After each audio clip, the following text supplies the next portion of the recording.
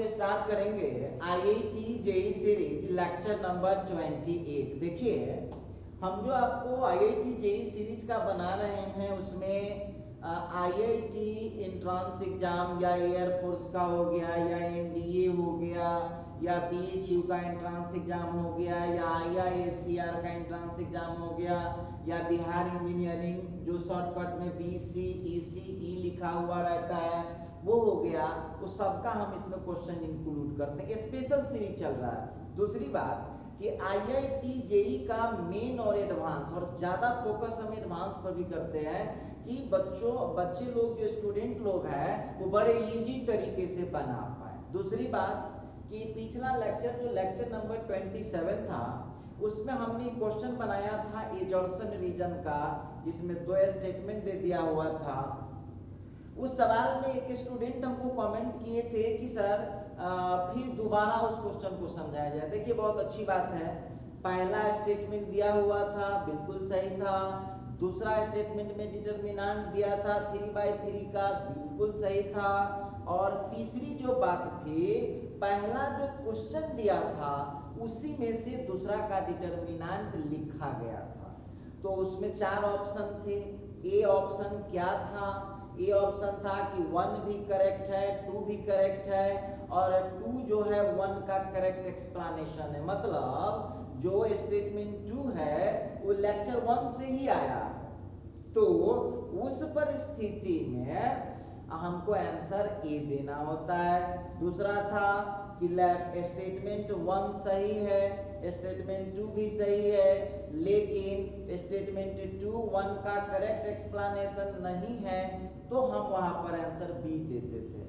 उसी तरह से तीसरा था स्टेटमेंट 1 ट्रू और स्टेटमेंट सेकंड फॉल्स, तो सी देना था। और चौथा था कि स्टेटमेंट 1 फॉल्स और सेकंड ट्रू, तो डी देना था। इतना आप लोगों को बताया गया था। अब सुनिए, एक बच्चे फिर से क्वेश्चन किए थे, कमेंट किए थे कि सर दोबारा थोड़ा एक्सप्लेन कर दीजिएगा। तो आपको एक क्वेश्चन स्टेटमेंट 1 में एक क्वेश्चन दिया हुआ है, सही है, स्टेटमेंट 2 में डिटरमिनेंट दिया हुआ सही है, तो एक तो क्लियर हो गया कि सी और डी ऑप्शन गलत हुआ। अब रही बात कि ऑप्शन ए और बी का, तो ऑप्शन ए और बी अभी तक चूंकि दोनों स्टेटमेंट करेक्ट है तो सही है।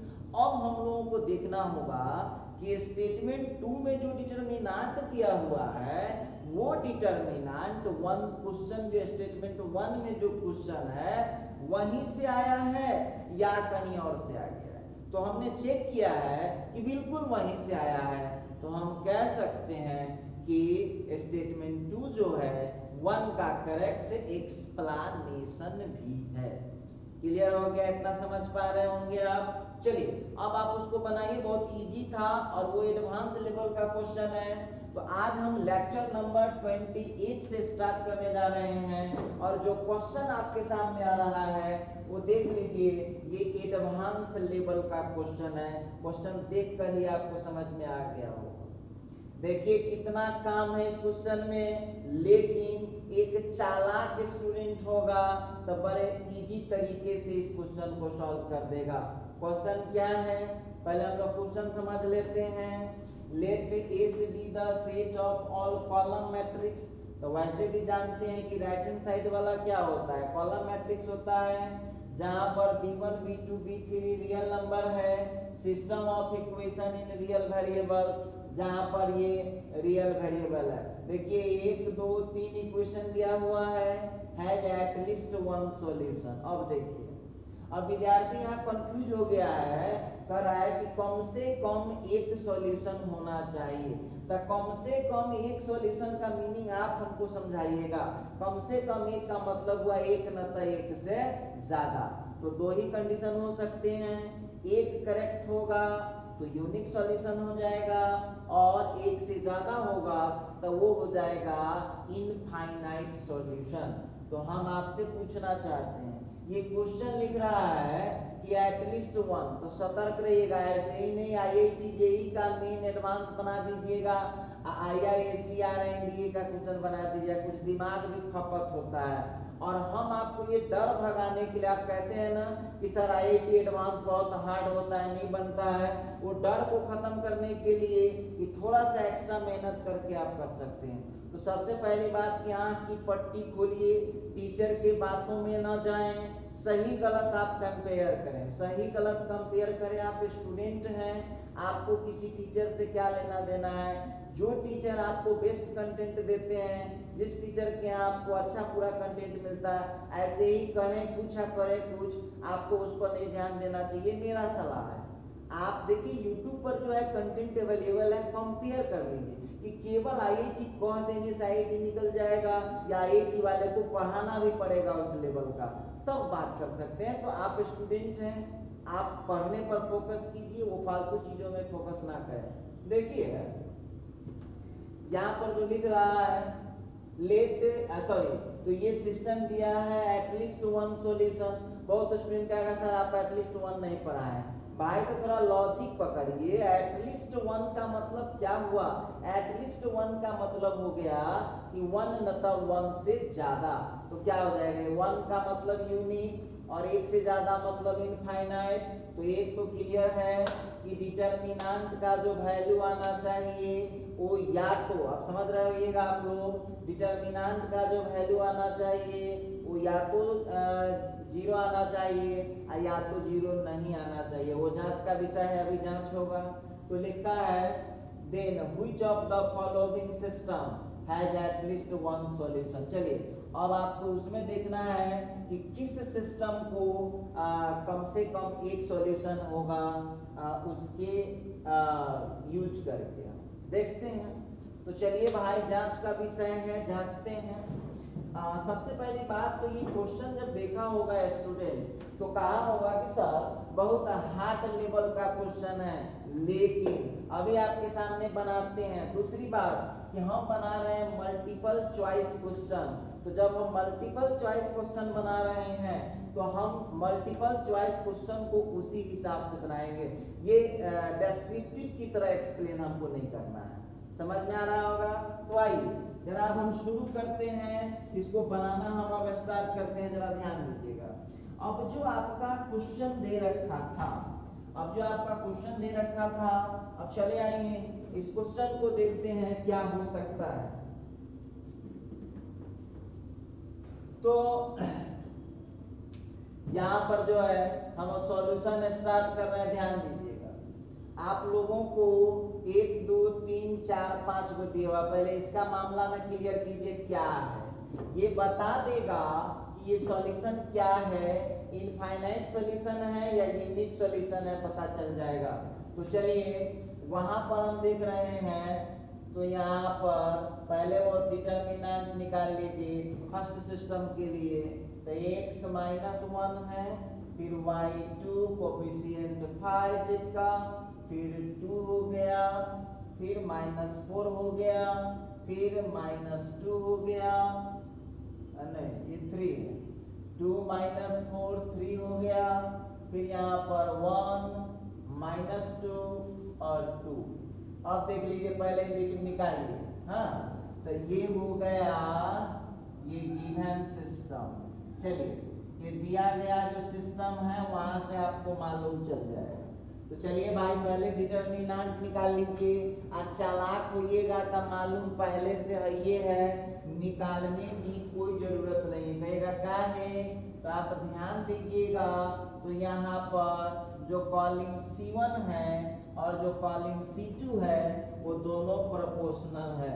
बहुत विद्यार्थी बोलेगा भाई ऑब्जेक्टिव ना बना रहे हैं, ऑब्जेक्टिव बना रहे हैं तो पूरा एक्सप्लेन करने जाएंगे। तो यहाँ पर जो आप लोग देख रहे हैं कि C1 जो आप लोगों को दिया है, C1 जो आप लोगों को दिया है, C1 का जो वैल्यू हम लोगों के पास, सॉरी C1 जो कॉलम है और C2 जो कॉलम है वो दोनों प्रोपोर्शनल है। कैसे पूछ सकते हैं कि सर कैसे? तो आपको देख लीजिए ध्यान से। C1 में -2 से जब गुना करेंगे, C1 में जब -2 से गुना करेंगे तो देख लीजिए C2 आ जाएगा, तो 0 हो गया। तो एक चीज तो फाइनल हो चुका है, एक चीज ये तो निकल गया। अब यहाँ पर निकालिए डेल्टा 1, चेक करना पड़ेगा कौन सा सॉल्यूशन आ रहा है, तो डेल्टा 1। अब डेल्टा 1 किसके लिए निकलता है, उससे भी दिक्कत है। तो यहाँ लिखिए डेल्टा x, मतलब x के लिए लिखते हैं तो x के जगह कांस्टेंट ले आइए ना भाई, कांस्टेंट ले आइए और यहाँ लिख दिया है। अब बनाने की जरूरत भी नहीं है, देख लीजिए आपको यहाँ पर लिखा है एटलीस्ट वन सॉल्यूशन, तो नो सॉल्यूशन पहले गलत हो गया। तो अब हम यहाँ पर कह सकते हैं कि डेल्टा x जो होगा वो भी, हाँ, डेल्टा y के लिए जो होगा वो भी, और डेल्टा z के लिए होगा वो भी 0 होगा, क्योंकि डेल्टा जब 0 है तो यहाँ पर क्लियर हो चुका है, ये डेल्टा का वैल्यू था तो यहाँ क्लियर हो चुका है कि सिस्टम क्या है भाई, सिस्टम हैज इनफाइनाइट सॉल्यूशन। ये क्लियर है यहाँ पर कि सिस्टम के पास इनफाइनाइट सॉल्यूशन है। चलिए सिस्टम के पास इनफाइनाइट सॉल्यूशन है, जरा गौर कीजिएगा, सिस्टम के पास इनफाइनाइट सॉल्यूशन है। देखते हैं आगे की बातचीत क्या होने वाली है। अब देखिए ये तो कर लिए, अब आप लोग इसमें से कोनो एगो निकाल लीजिए ताकि B1 B2 B3 का आपको रिश्ता मालूम चल जाए, ठीक है। अब यहाँ पर चेक कर लेते हैं डेल्टा x का वैल्यू, x के जगह ले आइए B1 B2 B3, B1 B2 B3, और इसके बाद y वाले को उतार लीजिए आप लोग, ठीक है, और z वाले को उतार लीजिए, ठीक। और इतना का 0 तो पहले से डिक्लेयर है, इसको आप लोग क्वेश्चन में एक्सप्लेन कर लीजिए, ठीक है, इसको आप लोग क्वेश्चन में एक्सप्लेन कर लीजिए, जो भी रिजल्ट आ जाए इसको आप लोग एक्सपेंड कर लीजिएगा। ऐसे नहीं भागने से ना काम चलेगा, यदि IIT का आपको प्रिपरेशन करना है तो भागना नहीं पड़ेगा बउआ।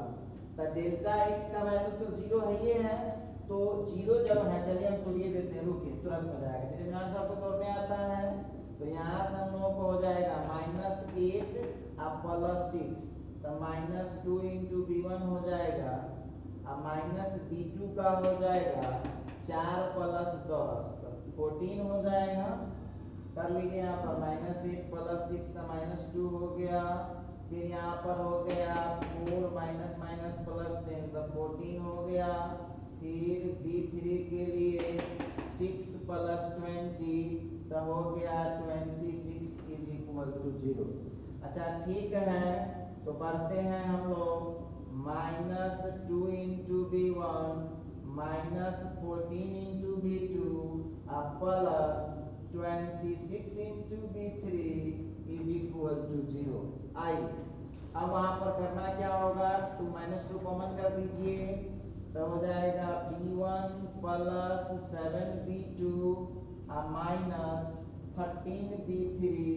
देखिए रिलेशन आपको मालूम चल गया, इसकी नहीं भी निकालते ना आप फिर भी काम चल जाएगा।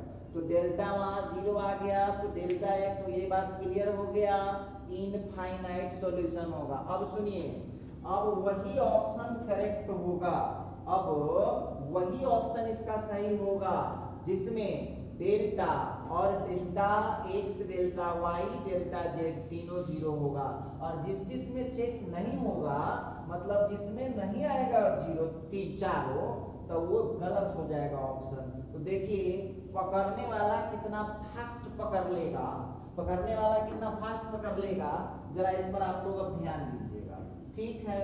अब इतना जब कर लिए तो अब हम आपको दिखाते हैं ऑप्शन ए के लिए, जरा गौर कीजिएगा। अब हम यहाँ पर बात करेंगे आपसे ऑप्शन ए के लिए, जरा हम लोग बात कर लें। सबको बारी बारी से चेक कर लेंगे, ध्यान दीजिएगा सब लोग। अब हम लोग यहाँ पर ऑप्शन ए को चेक करने चले एकदम फटफट। अब ऑप्शन ए के लिए, अब बहुत विद्यार्थी कह रहा है सर लंबा क्वेश्चन है, तो भाई एडवांस का क्वेश्चन ऐसे ही बना लीजिएगा, फ्री में ऐसे ही बना लीजिएगा एडवांस का क्वेश्चन, थोड़ा सा दिमाग लगेगा ही। अच्छा देखिए ऑप्शन ए के लिए डेल्टा कितना बनेगा, देख लो बाबू। तो यहाँ पर 1 2 3 1 2 3, फिर हो गया इसका 0 4 5, और फिर उसके लिए हो रहा है 1, फिर हो गया 1 1 2 6। देखिए चालाक किसको कहेंगे, ये डेल्टा हो गया। देखो इस क्वेश्चन का आंसर कितना लिख सकते हैं, जरा आप लोग चेक कर लीजिए। इस क्वेश्चन का आंसर जो आप लोग लिखने वाले हैं वो कितना लिखने वाले हैं, जरा ध्यान दीजिएगा। तो डेल्टा जो आप लोग देख रहे हैं, क्वेश्चन क्लियर है, एटलीस्ट वन सॉल्यूशन है। अब इसको जरा आप लोग एक्सप्लेन करके चेक कर लीजिए, एक्सप्लेन करके आप लोग चेक कर लीजिए कितना रिजल्ट देता है। तो इसको जरा 2 से गुना करो तो भाई आ रहा है, चेक कर लीजिए आ रहा है कि नहीं आ रहा है। तो इसमें डेल्टा का वैल्यू 0 आ गया, ठीक है, डेल्टा का वैल्यू 0 आ गया। एक तो फाइनल हो गया है, आप उसको चेक भी कर सकते हैं, ये आप अपना निकालिए, ठीक है।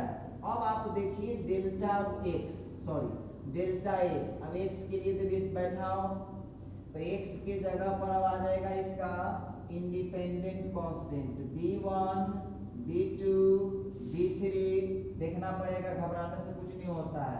अब यहाँ जो आप लोग देख पा रहे हैं y को हम लोग जस का तस छोड़ेंगे और z को जो हम देख रहे हैं उसको भी हम लोग जस का तस छोड़ देंगे। अब आप घबरा रहे हैं, इस क्वेश्चन का भी जरा आंसर निकाल कर चेक करिए, तो इसका भी आंसर आपको 0 आ जाएगा। इसका भी आप लोगों को आंसर 0 आएगा, उसका हेल्प आप ले सकते हैं, ठीक है। आपने वहां पर देखिए, वहां पर आपके पास अस्त्र में क्या है, एक मिनट ध्यान दीजिएगा, इसमें आपके पास 3 अस्त्र है। उसी तरह से आप यहाँ ये भी लिख सकते हैं डेल्टा y बराबर 0, ठीक है, और फिर यहाँ पर डेल्टा z भी 0 है, ऐसे भी आप कर सकते हैं। अच्छा देखिए, तो डेल्टा x का भी निकाल भी सकते हैं, कोई परेशानी की बात नहीं है। अब देखिएगा तो यहाँ पर अब हम क्या कर पाएंगे, यहाँ पर हम लोग क्या कर पाएंगे, तो चलिए इसको निकाल के जरा चेक कर लीजिए, आप लोग चेक ही कर लीजिए क्या दिक्कत है। तो यहाँ पर जो हम लोग देख पा रहे हैं, किसी से एक्सपेंड कर लेते हैं। तो b1 के लिए देख रहा हूँ, b1 के लिए जो देख रहा हूँ, तो यहाँ पर b1 के लिए देख रहा हूँ तो कितना हो गया 24, देखिए ध्यान दीजिएगा 24 अब -10, 24 अब -10 तो सीधा हो गया 14, क्लियर है। अच्छा, और b2 के लिए जरा ध्यान दीजिएगा, तब b2 निगेटिव हो जाएगा, तब 12 ये 12 माइनस 6, तो 12 - 6 तो 6 हो जाएगा। और उसी तरह से b3 के लिए जरा आप लोग चेक कर लीजिएगा, तब b3 उसी में से किसी किसी का वैल्यू आएगा, आपको घबराइएगा नहीं। अब उसी तरह से आप लोगों को यहाँ पर b3 का निकालिएगा तो कितना आ जाएगा 10, ये हो जाएगा 5 दूनी 10 और -12 तो हो जाएगा 10 - 12 कितना हो गया -2, समझ में आ रहा होगा। अच्छा ठीक है, अब इसको जरा एक्सप्लेन कर लो तो हो जाएगा कितना 14 into b1 -6 into b2 और -2 into b3, 2 into b3।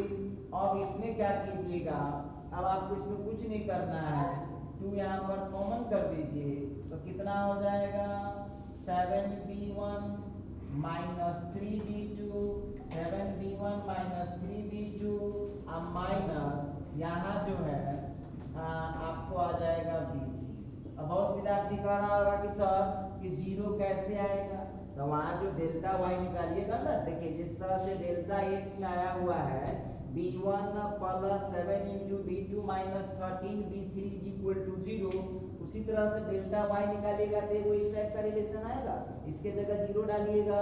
उसी तरह से आप लोगों को यहाँ पर डेल्टा y भी निकालना पड़ेगा, डेल्टा y भी उसी के हेल्प से आपको डेल्टा y भी उसी के हेल्प से निकालना पड़ेगा, और उसी के हेल्प से आप लोगों को डेल्टा z भी निकालना पड़ेगा। तो देखिए आप लोग काम कीजिए, घबराइएगा ना, जिस तरह से हम निकाल के दिखा दे, खाली डिटरमिनेंट निकाल के चेक करना है। डेल्टा z उसी तरह से निकालिएगा और याद रखिएगा वो तीनों निकाल लीजिएगा। डेल्टा x हम निकाल दिए हैं, डेल्टा y मतलब y के लिए डिटरमिनेंट कैसे निकलता है आपको पता है, सिस्टम ऑफ लीनियर इक्वेशन वाला। अच्छा इसको आप लोग कर लिए। अब बहुत विद्यार्थी भूल जाता है, तो क्रेमर रूल में नहीं बताए थे कि x के लिए डिटरमिनेंट लिखाएगा तो y और z सेम रहेगा, x के जगह कांस्टेंट आ जाएगा। y के लिए जब डिटरमिनेंट लिखाएगा, ध्यान दीजिएगा, y के लिए जब डिटरमिनेंट लिखाएगा, देखिए अब बहुत बच्चा ऐसा भी कंप्लेन कर सकता है कि सर आप छोड़ देते हैं तो हम लोग नहीं बनाते। काहे नहीं बनाते आप? नहीं बनेगा यदि क्वेश्चन तो आप हमको कमेंट जरूर कर दीजिएगा, लेकिन बनाइए, आप बन जाएगा, हम बनाएंगे ना तो ये बहुत लंबा वीडियो बन जाएगा और आप लोगों को घर पर आज़ादी टाइम रहता है। सिस्टम देखिए, क्वेश्चन कोई हल्का नहीं होता है, कोई हार्ड नहीं होता है। जिसका अप्रोच न मिला सो हार्ड है, और जेकर अप्रोच मिल गया सो इजी है। अब देखिए ध्यान दीजिए, तो यहाँ पर एक ऐसा रिलेशन आया है, डेल्टा y को जब तोड़ेंगे तो फिर इस टाइप का वो इक्वेशन आएगा, और फिर डेल्टा z को जब तोड़ेंगे तो फिर वो इक्वेशन आएगा। आप समझ लीजिए, तो इसी तरह से आपको इसका भी आंसर उसके हेल्प से 0 आ जाएगा और इसका भी आंसर 0 आ जाएगा। तो इसका मतलब है कि इसके पास एटलीस्ट वन सॉल्यूशन होगा, एक करेक्ट हुआ। समझ में आ गया होगा? तो जिस तरह से हमने ऑप्शन ए को चेक किया, हमने ऑप्शन ए को जिस तरह से चेक किया है, सेम टू सेम आपको ऑप्शन बी को चेक करना है। आप लोगों को जिस तरह से हम लोग ऑप्शन ए को चेक किए हैं, सेम टू सेम इसको आप लोग, चलिए जरा इस डिटरमिनेंट को भी निकाल करके हम लोग चेक कर लेते हैं। आइए, दो ऑप्शन सही हो सकता है, वो फिर एक बार याद दिला देते हैं, एट लीस्ट वन सॉल्यूशन। इसका मतलब आपको पता है कि या तो एक सॉल्यूशन होगा या नहीं तो एक से ज्यादा होगा। तो एक के लिए आपको क्या होना चाहिए, डेल्टा 0 भी हो सकता है और डेल्टा 0 नहीं भी हो सकता है। तो डेल्टा 0 निकल गया तो इनफाइनाइट सॉल्यूशन हो जाएगा, और डेल्टा 0 नहीं निकला तो एक सॉल्यूशन हो जाएगा। तो चलिए भाई देखना पड़ेगा कि मामला है क्या। तो चलिए जरा इसको एक्सप्लेन करके चेक ही कर लेते हैं। ये ऑप्शन पूरा क्लियर कर देते हैं। तो कितना हो जाएगा, 1 into 24 माइनस ये 24 माइनस ये 24 माइनस 10 तब 14 हो गया। 0 लिखने की कोई जरूरत नहीं है, और 1 के लिए आप लोग चेक कर लीजिएगा तो कितना हो जाएगा, जरा चेक कर लीजिएगा। तो 12 माइनस 6, तो 12 माइनस 6 तो 6 हो गया। ये आंसर कितना आ रहा है, 8 आ रहा है। तो 8 आ रहा है तो नॉट इक्वल टू 0, तो नॉट इक्वल टू 0 इसका मतलब है एक वो आंसर होगा। तो एक वो आंसर होगा तो आप इसमें डेल्टा सब का जो मान निकालिएगा ना, तो तब जा करके आपको फैसला होगा, तब जा करके। तो उसी तरह से आप यहाँ डेल्टा निकालिएगा, डेल्टा x हम निकाल दिए हैं, डेल्टा y उसी तरह से निकाल लीजिए, डेल्टा z निकाल लीजिए। और यदि ये 0 नहीं आया, ठीक है, तो 0 नहीं आया तो फाइनल हो चुका है कि ए को आंसर होगा। तो ए ऑप्शन तो ऑलरेडी चेक हो गया, बात खत्म हो गया। अभी डेल्टा x डेल्टा y या डेल्टा z निकालिए ना निकालिए, आपका काम हो जाएगा। क्लियर है? अब जरा आप ऑप्शन बी को भी चेक करके देख लीजिए, चेक करना पड़ेगा। ऑप्शन बी को जरा चेक करते, चलिए आपके सामने में चेक करें। ऑप्शन बी को जरा देख लीजिएगा। ऑप्शन बी पर ध्यान देखिए। अब हम टीचर है, विद्यार्थी कहेगा कि सर आप बहुत देर में बना रहे हैं, तो हम क्या करें, हाले हाले बनाएंगे तो समझ में आएगा आपको। तो हमको समझा के काम करना पड़ता है। ऑप्शन बी को जरा चेक करते हैं, ध्यान दीजिएगा। यहाँ पर डेल्टा कितना निकल जाएगा, एकदम नजदीकी नजर बना के रखिएगा। तो एक्स वाई जेड तो 1 1 3 हो गया, और इसका हो जाएगा 5 2 6 हो जाएगा, और फिर -2, फिर हो गया -1, और फिर हो गया -3। ये डेल्टा निकल गया। ठीक, अब आप लोग इसको चेक करके बताइए कि इस क्वेश्चन का डिटरमिनेंट कितना आना चाहिए। देखिए हम क्या बोले आपको। अब देखिए तो इस क्वेश्चन का आंसर जो है 0 हो जाएगा। कहेगा सर क्या है डिटरमिनेंट का, तो इसमें C1 प्रोपोर्शनल है C3 से, चेक कर लीजिएगा जरा। C1 प्रोपोर्शनल है C3 से। देख लीजिए आप, इसमें जब ये आप 3 से गुना कीजिएगा ना, ई चला आएगा। तो डिटर्मिनेंट में आप क्या पढ़े हुए हैं, 2 रो या 2 कॉलम जब आपस में बराबर होता है या प्रोपोर्शनल होता है तो डिटर्मिनेंट 0 हो जाता है। चलिए ये क्लियर है। अच्छा अब जरा आप लोग डेल्टा एक्स, अब हम नहीं चेक करेंगे, 2 को चेक कर दिए, बाकी 2 को आप खुद चेक करिएगा। अब डेल्टा एक्स पर जरा नजर डालें हम लोग, डेल्टा एक्स देखते हैं तो कैसे लिखते हैं डेल्टा एक्स में। अब एक्स के जगह कांस्टेंट आ जाएगा, तो ये हो जाएगा b1 b2 b3। क्लियर है। चलिए बाकी y को छोड़ दीजिए, y को छोड़ दीजिए और z को भी छोड़ दीजिए, इसका भी 0 होगा। काहे भाई, तो कॉलम 1 प्रोपोर्शनल है कॉलम 3 से, ठीक है। अच्छा आइए अब जरा डेल्टा y को देखें, नजदीकी नजर बनाए रखिएगा। जब y के लिए लिख रहे हैं तो y के जगह अब कांस्टेंट आएगा, b1 b2 b3। कौन रूल है, क्रेमर रूल है। x वाले को उतार लीजिए 1 5 - 2 और y वाले को उतार लीजिए 3 6 - 3। अब आप हमको बताइए, ये अलग कॉलम है, ये अलग कॉलम है, ध्यान दीजिएगा, ये अलग कॉलम है, ये अलग कॉलम है, तो हम कह सकते हैं कि 0 तो कभी नहीं होने वाला। तो 0 कभी नहीं होने वाला है, 0 जब ये कभी नहीं होने वाला है तो हम कह सकते हैं, तो आप हमको बताइएगा। उसी तरह से आप डेल्टा जेड भी लिख सकते हैं। डेल्टा जेड कैसे लिखिएगा, अब x को उतार लीजिए, ठीक है, y को उतार लीजिए, वो भी ठीक है, और z के जगह कांस्टेंट आ जाएगा। तो हम आपसे पूछ रहे हैं, हम आपसे पूछना चाहते हैं, ये अलग है, ये अलग है, तो 0 आने का कोई संभावना है क्या, नहीं संभावना। अच्छी बात है, तो हम समझ गए इस क्वेश्चन में 0 आएगा नहीं आएगा वहां से पता चल पाएगा, ठीक है। इसको चेक करिएगा आप लोग, इसका आंसर अपने से चेक करिए, आप लोगों को आंसर चेक करना है। अब आप लोग इसमें देखिएगा कि 0 नहीं आया, एगो तो 0 आ गया है, और इस तीनों में से कोई 0 नहीं आएगा, ये भी 0 आ चुका है। इस दोनों में से कोई 0 नहीं आएगा क्योंकि अलग है, अलग है, तो 0 नहीं आया, तो इसका मतलब है कौन सॉल्यूशन हो गया, नो सॉल्यूशन।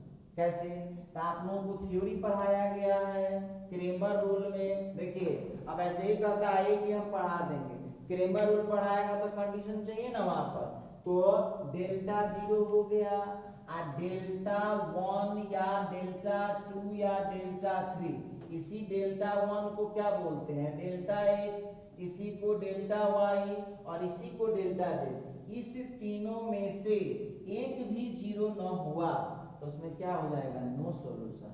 तो आपका क्वेश्चन क्या कह रहा था कि एटलीस्ट 1 सॉल्यूशन होना चाहिए, इसका मतलब है ये ऑप्शन गलत है, ठीक। उसी तरह से सी आप लोगों को होमवर्क में दे रहे हैं चेक करने के लिए, सी आप लोग खुद से चेक कीजिएगा और डी आपको खुद से चेक करना है। कोई दिक्कत, बहुत लंबा वीडियो बन जाएगा, आप लोग कर सकते हैं। तो आप लोग क्या कीजिएगा, चेक कीजिएगा, और आपको याद समझ में आया है ना क्वेश्चन क्या कह रहा है, एटलीस्ट 1 सॉल्यूशन। तो 2 ही बातें हो सकती हैं, डेल्टा 0 नहीं होगा तो मामले खत्म है, तो डेल्टा 1 डेल्टा 2 डेल्टा 3 पर जाने की आवश्यकता नहीं। लेकिन जब डेल्टा 0 आ गया और डेल्टा 1 डेल्टा 2 डेल्टा 3 में से कोई भी 0 नहीं आया तो नो सॉल्यूशन हो गया। और आपका क्वेश्चन कहता है कि कम से कम एक सॉल्यूशन, कम से कम एक सॉल्यूशन होना चाहिए। अच्छा ठीक है, अच्छी बात है, कोई दिक्कत की बात नहीं है। तो आप लोगों को यहाँ पर 2 ऑप्शन दिए चेक करने के लिए, सी गलत होगा लेकिन डी सही हो जाएगा। तो इतना दिमाग आप लोग अपने से लगाइएगा। हम देखते हैं फिर अगले क्वेश्चन में।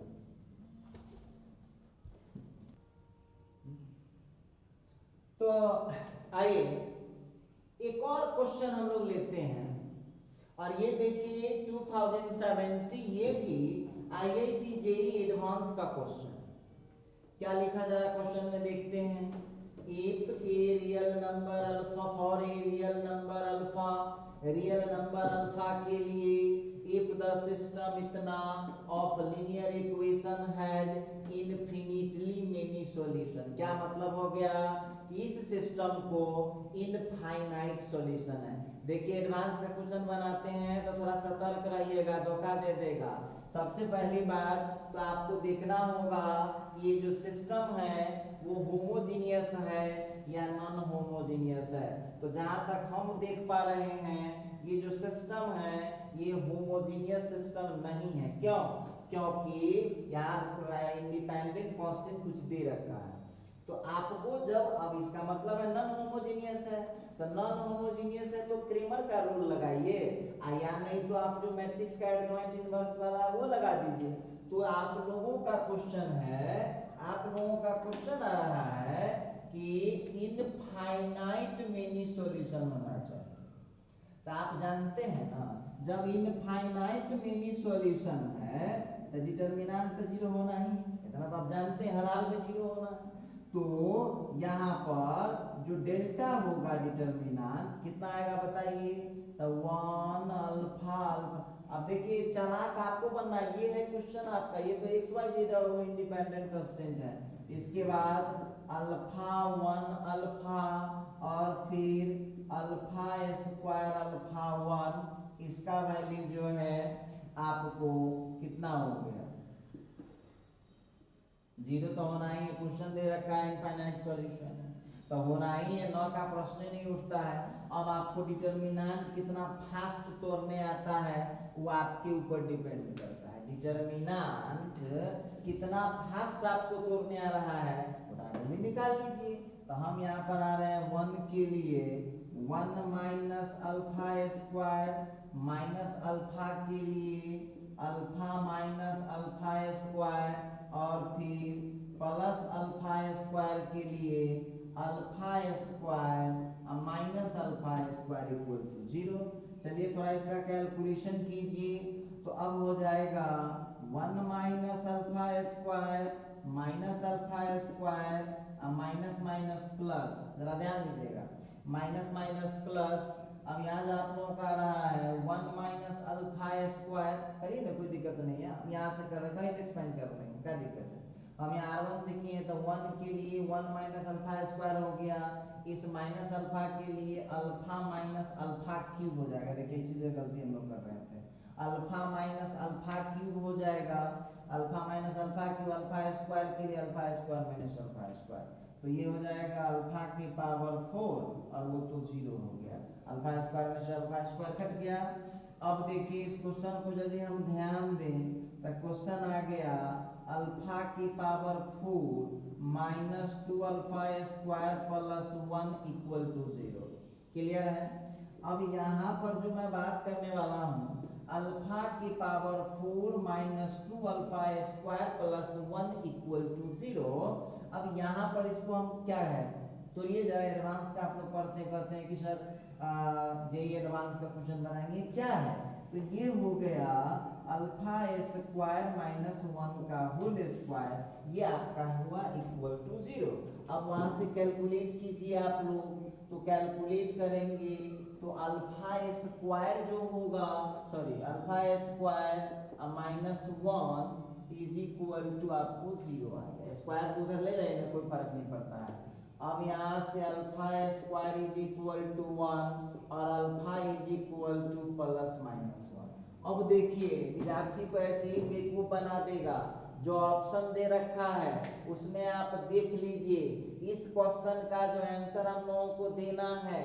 अब इस क्वेश्चन का आंसर भाई अल्फा का वैल्यू कौन करेक्ट है ये हम लोगों को देखना पड़ेगा।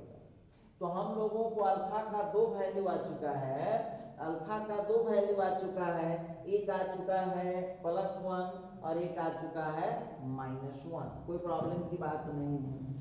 अब इस क्वेश्चन में इस क्वेश्चन के लिए सही कौन सा आंसर होगा ये हम लोगों को चेक करना पड़ेगा, ये हम लोगों को अब चेक करना पड़ेगा कि सही आंसर इसका क्या होने वाला है। चलिए देख लेते हैं, कोई दिक्कत की बात नहीं है। तो जब हम यहाँ पर अल्फा का वैल्यू लगाते हैं, गौर कीजिएगा जरा पर, यहाँ पर जब हम लेते हैं हेयर अच्छा देखिए when alpha is equal to 1, when alpha is equal to +1, then अब देख लीजिए उस डेल्टा का वैल्यू क्या होने वाला है, ले लीजिए। तो यहाँ पर हो जाए, चेक करना पड़ेगा किसके लिए सेटिस्फाइड कर रहा है और किसके लिए सेटिस्फाइड नहीं कर रहा है, हम लोगों को चेक करना पड़ेगा।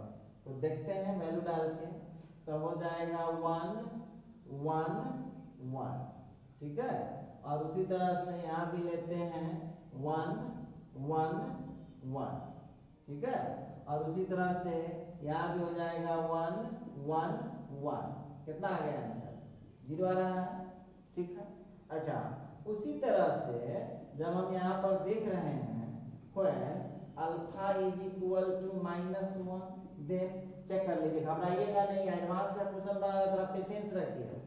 तो डेल्टा इज इक्वल टू, जरा देख लो भाई, हाँ। तो यहाँ पर जो हम देख रहे हैं कि अल्फा का वैल्यू जब -1 लेते हैं, डालिए ना अल्फा का वैल्यू -1, तो 1 -1 1, क्लियर है, 1 -1 1, फिर हो जाएगा -1 1 -1 1 -1, ठीक है। फिर यहाँ पर डाल दीजिए अल्फा की जगह पर -1, तो अल्फा की जगह जब हम -1 डालेंगे तो ये हो जाएगा 1, फिर हो जाएगा -1 और फिर यहाँ का हो जाएगा +1। तो चलिए तो 0 ठीक है, कोई दिक्कत की बात नहीं। अब यहाँ पर अल्फा की दो वैल्यू निकल के आ गए हैं, अल्फा का वैल्यू +1 और अल्फा का वैल्यू -1, समझ में आ रहा होगा। अब उसमें अल्फा का वैल्यू चिपका के चेक कर लीजिए आप। अब आप ऑब्जेक्टिव बना रहे हैं तो अल्फा का वैल्यू जो आप यहाँ पर डालेंगे ना, अब डाल दीजिए यहाँ पर, हमको किसका वैल्यू बताना है, 1 + अल्फा स्क्वायर। तो डालिए, जब अल्फा का वैल्यू 1 डालेंगे तो कितना हो जाएगा, 1 का स्क्वायर, सॉरी 1 + 1 का स्क्वायर, तो ये हो गया 1 + 1 तो ये हो गया 3, क्लियर हो चुका है। अच्छा आइए उसी तरह से जब अल्फा की जगह पर यहाँ क्या डाला है मैंने, यहाँ पर आपको डाला है अल्फा का वैल्यू +1, ठीक है। अच्छा फिर यहाँ पर हम देख रहे हैं कि जब ऑल्सो लिख लीजिए, also 1 + alpha square is equal to, तो हम तो देख रहे थे कि भाई अल्फा इक्वल टू -1 तो भी ठीक है, अल्फा इज इक्वल टू +1 तो भी करेक्ट है। अब यहाँ पर मिला लीजिएगा तो 1 + अल्फा स्क्वायर जो हम लोग देख रहे हैं, अल्फा की जगह जब -1 डालेंगे तो 1 + -1 अब +-1 का स्क्वायर, तो ये हो गया +1 -1 +1 कट गया, आंसर कितना आ गया है। अब देखिए तो आपको ऑप्शन में क्या दे रखा है, जरा चेक कीजिए, तो +1 दे रखा है कि 3 दे रखा है, इसमें चेक कीजिए तो क्या ऑप्शन है आपके पास, तो आप लोगों के पास ऑप्शन क्या है, 1 दिया हुआ। आंसर कितना आया आपको, आंसर तो 2 आया, एक 3 आया है और एक कितना आया, +1 आया, 3 आया दिया और एक +1 आया है। तो हम यहाँ पर देख पा रहे हैं, क्वेश्चन में कि आंसर 1 इसका करेक्ट आंसर है। तो इस तरह से जो है, इस तरह से आप लोगों का आंसर निकल गया। चलिए तो देखिए एक बात आप लोगों को बताते हैं, क्योंकि ये वीडियो बहुत लंबा हो चुका है, एडवांस का 2 क्वेश्चन बनाए हैं। तो आज के वीडियो में ये था लेक्चर नंबर 28। आज के वीडियो में बस इतना ही। कोई भी प्रॉब्लम हो, जो पहला वाला एडवांस का क्वेश्चन जो एक बार फिर समझा दे रहे हैं, ऊपर डेल्टा का वैल्यू हमने 0 निकाल दिया है, डेल्टा x निकाल दिया था हमने, डेल्टा y आप निकाल लीजिएगा, डेल्टा z निकाल के 3 वो इक्वेशन था, हो गया।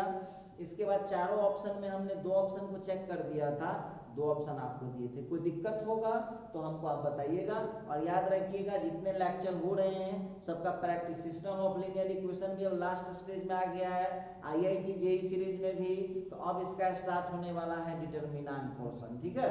तो चलिए आज की वीडियो में बस इतना ही, मिलते हैं अब अगले वीडियो में।